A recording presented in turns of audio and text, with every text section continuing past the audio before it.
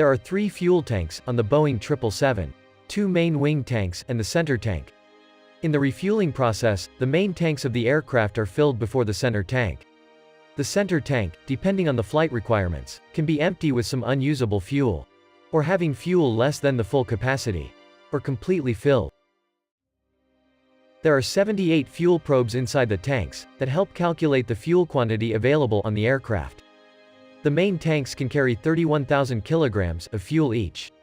The center tank carries approximately 83,000 kilograms of fuel. And let's assume the aircraft gross weight is 300,000 kilograms. As the weight of the aircraft acts downwards, the lift produced by the wings adds stress in the wing root areas. Heavier the aircraft, greater is the stress. This wing bending moment can lead to structural failure. The weight of the fuel in the wing tanks helps counter this stress by providing relief from the wing bending moment. To take maximum advantage of the fuel weight in the wing tanks, the aircraft fuel feed system is designed to first use the center tank fuel and then the main tanks.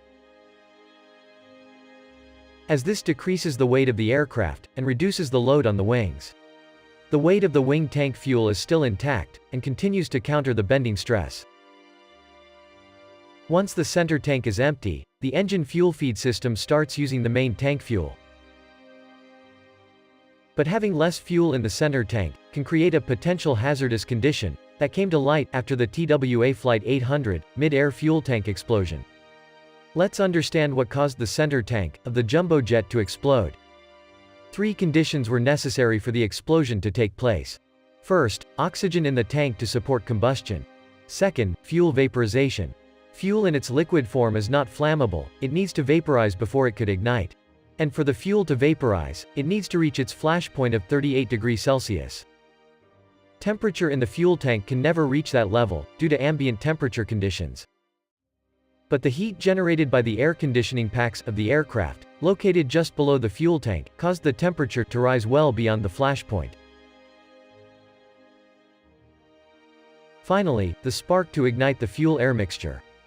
The electrical components in the tank, such as the fuel quantity probes, are designed to work on a very low voltage.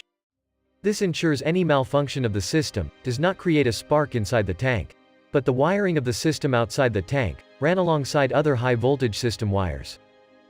An electrical short between the wires caused a spark that led to the fuel tank explosion. The investigation revealed all commercial aircraft, with a similar design configuration as the 747, are vulnerable to center tank explosion. This led to improvement in wire separation and maintenance standards. Better insulation between the fuel tank and other heat-generating equipments. But most importantly, a new system to be installed on the aircraft. The nitrogen generation system.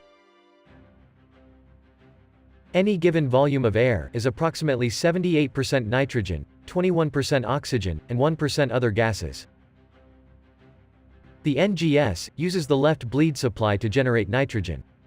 The bleed air temperature is significantly high for the system to work. Therefore, the air first enters a heat exchanger, and the aircraft ram air door opens to cool the flow. From the heat exchanger, the flow gets transferred to the air separation unit. The unit separates the flow into 2 parts. Oxygen-enriched air is discharged overboard, and nitrogen-enriched air is transferred to the center tank of the aircraft.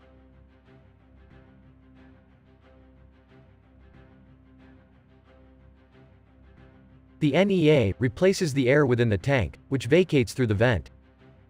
As more and more nitrogen is pumped into the center tank, the oxygen level inside the tank depletes.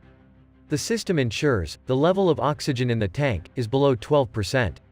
At such low level, the oxygen will not be able to support combustion. And since nitrogen is non-combustible, the nitrogen generation system eliminates the possibility of a fuel tank explosion, even if the fuel vaporizes and electrical sparking does take place. Thanks for watching.